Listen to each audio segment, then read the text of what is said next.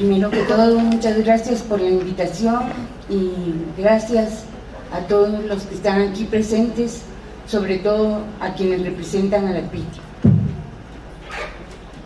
El aporte del Archivo Histórico de la Policía Nacional de Guatemala en los procesos de justicia relacionados con graves violaciones a los derechos humanos. Inicio este intercambio haciendo una brevísima mención de las consecuencias de la tragedia ocurrida en Guatemala durante la segunda mitad del siglo XX. Al finalizar el conflicto armado interno, culminó una etapa de 36 años de terrorismo de Estado.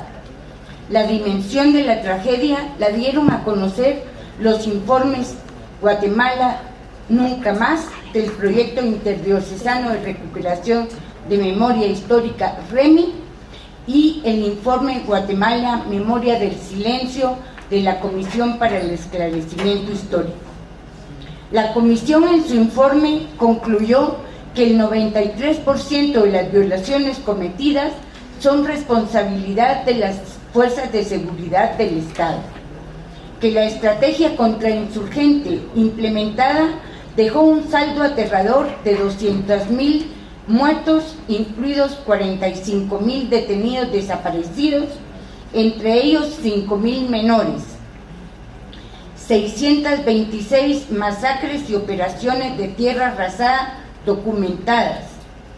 Determinó que 1 de 4 víctimas directas fueron mujeres, que el 11% del total de las víctimas asesinadas fueron menores, que entre 1981 y 1983 el terror sin precedentes desencadenó la huida masiva de 1,5 millones de personas que se desplazaron internamente y las que se vieron obligadas a buscar refugio en otro país.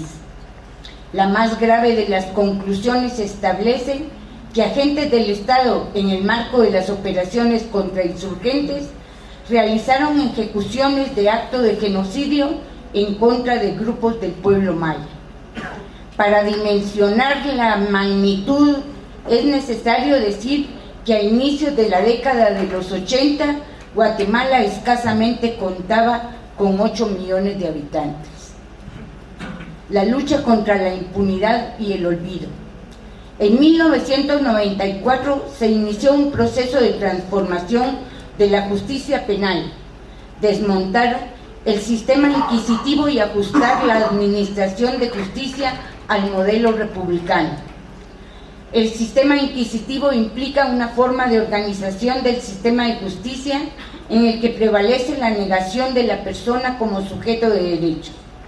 Esta fue una de las razones que facilitó la subordinación del sistema de justicia a los intereses políticos, económicos y militares durante el conflicto armado interno. Para la reforma de justicia penal, la firma de los acuerdos de paz significó un respaldo político necesario para la instalación del debate social de la problemática de la justicia penal, que desencadenó un proceso de fortalecimiento de las instituciones de justicia sin precedentes en la historia republicana del país. Proceso que, en la incorporación de nuevos actores de la sociedad civil y el acompañamiento de la comunidad internacional, se ha convertido en aliados estratégicos sin que hayan superado los problemas básicos de arbitrariedad e impunidad estructural que motivaron la transformación judicial. La participación de jueces y fiscales éticos, abogados que acompañan a las víctimas, a sus familiares y que han adoptado la figura de querellantes adhesivos, los testimonios de las pocas víctimas sobrevivientes, los testimonios de las familiares de las víctimas y la evidencia científica aportada por la antropología forense y la prueba documental han contribuido de manera decisiva a dar un impulso histórico a la lucha contra la impunidad. Pero los violadores de los derechos humanos no se dan por vencidos. Actualmente en Guatemala, los avances en los procesos de reforma en el ámbito de justicia se ven amenazados por sectores ultraconservadores con apoyo económico inmediato que buscan retornar a la impunidad. Personajes señalados en casos de corrupción en los procesos de graves violaciones a los derechos humanos han querido impulsar leyes para procurar impunidad por los delitos del presente y también por los del pasado. Hace 2 meses intentaron reformar el Código Penal para modificar el delito de financiamiento electoral ilícito y conmutar la pena de 400 delitos más. Pretenden reformar la ley de reconciliación nacional y otorgar amnistía total a los responsables de las graves violaciones a los derechos humanos, eliminando el artículo 8 de la normativa que prohíbe la extinción de responsabilidad penal en los delitos de genocidio, tortura y desaparición forzada. Es importante mencionar que personajes de hoy que enfrentan juicios en procesos por corrupción están también vinculados con los hechos del pasado. Por si fuera poco, promueven una iniciativa de ley en la que tipifica toda acción social de protesta como acto de terrorismo.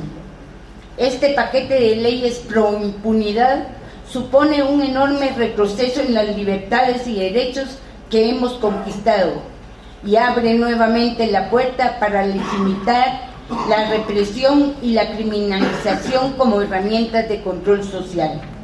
También se aproxima la elección de fiscal general del Ministerio Público y quieren un fiscal ad hoc a sus intereses que les garantice impunidad y el final de la persecución de redes criminales. La masividad de la protesta ha logrado revertir algunas de sus intenciones. Las amenazas continúan y la lucha también. Para avanzar en este proceso de transición política, resulta indispensable la búsqueda de la verdad, la implementación de justicia, poner en el centro del proceso la reparación de las víctimas y la garantía de no repetición. La Comisión para el Esclarecimiento Histórico de Guatemala, dentro de sus recomendaciones, consideró la verdad, la justicia, la reparación y el perdón son los pilares de la consolidación de la paz y la reconciliación nacional. Es, por tanto, responsabilidad del Estado elaborar y promover una política de reparación a las víctimas y sus familiares, cuyos objetivos primarios sean la dignificación de las víctimas. A la justicia le corresponde reconocer esa verdad, tipificar los crímenes, reparar a las víctimas y establecer las sanciones necesarias para quienes resulten culpables. Así podemos decir que hay un verdadero compromiso de no repetición. La reconciliación solo se puede dar sobre la verdad y la justicia. El archivo de la Policía Nacional de Guatemala mide 5.500 metros lineales, resguarda 116 años de historia, de fuentes primarias de carácter oficial, documentos de la administración pública que fueron creados, recibidos y conservados por la institución policíaca en el cumplimiento de funciones en su calidad de organismo de gobierno. El archivo es testimonio documental de la existencia, organicidad, funcionamiento y accionar de las dependencias que la conformaron en el tiempo. Los aportes del Archivo Histórico de la Policía Nacional a la Justicia. Acceso irrestricto a sus documentos. A la fecha, 21 millones de documentos están a disposición, organizados. Existen mecanismos en que los archivistas hemos garantizado que los sujetos procesales puedan investigar en nuestros documentos que están digitalizados y también en los documentos que aún no han sido organizados. También hacemos el esfuerzo de contribuir con el análisis documental. Los sujetos procesales y las víctimas no tienen por qué conocer la lógica de archivo. Es nuestra responsabilidad como archivistas explicar, interpretar la información que contienen los documentos que han sido ofrecidos como medios de prueba. Especial interés en el conocimiento de las estructuras, sus funciones y los documentos que elaboraron en el ejercicio de ellas.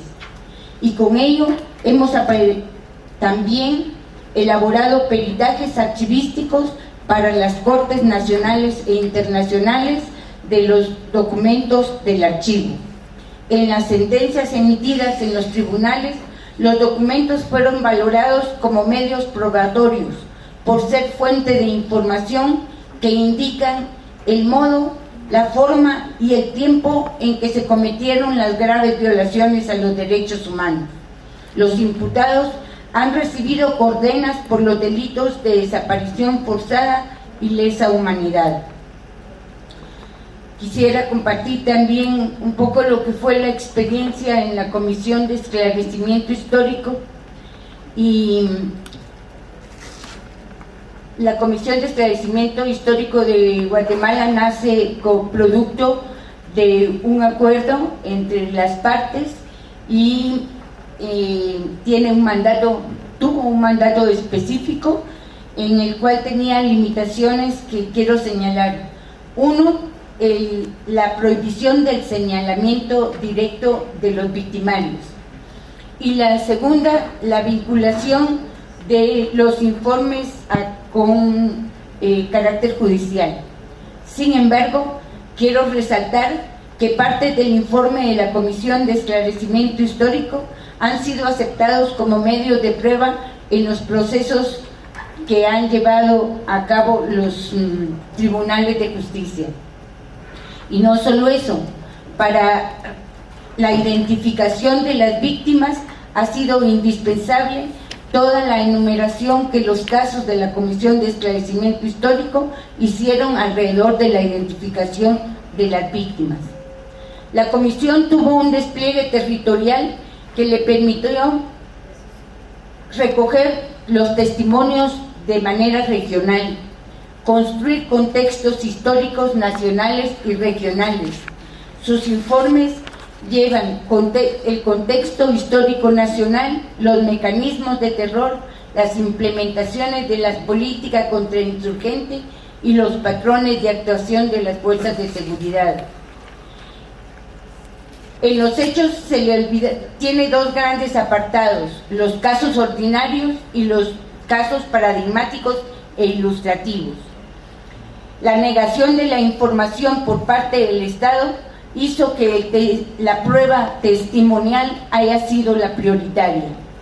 Testimonios de las víctimas colectivos e individuales, la construcción de relatos de forma detallada y pormenorizada, antecedentes del hecho, el hecho, qué pasó, a quiénes, dónde, cuándo, quiénes son los responsables del hecho, qué pasó después del hecho, consecuencias de los hechos individuales y colectivos, pérdidas de vidas, heridos, desarraigo, consecuencias, pérdida de identidad cultural, pérdida de documentos de identificación, pérdida de bienes, de documentos que certifican los bienes, consecuencias psicosociales, pérdidas económicas individuales y colectivas, la identificación de las víctimas mortales y heridos, desaparecidos, importantísima para la reparación de las víctimas.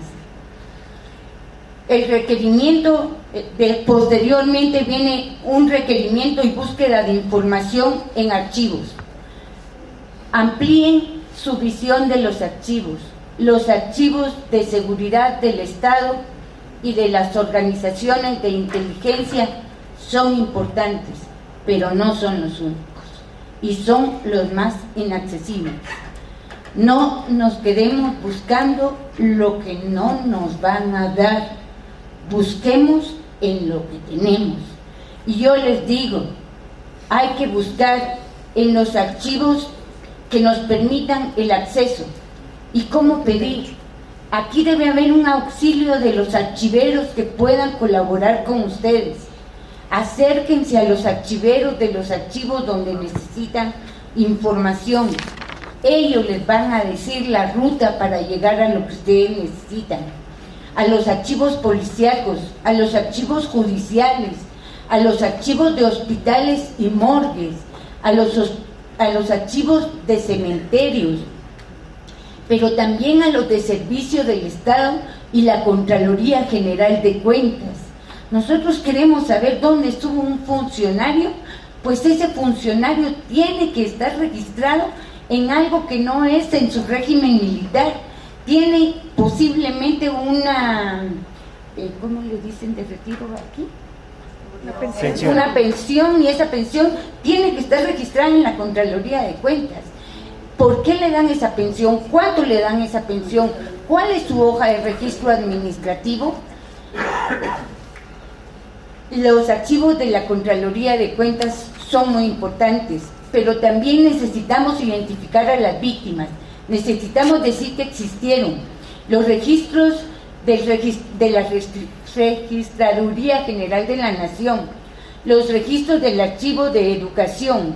En fin, ya me llegó el tiempo y muchas gracias.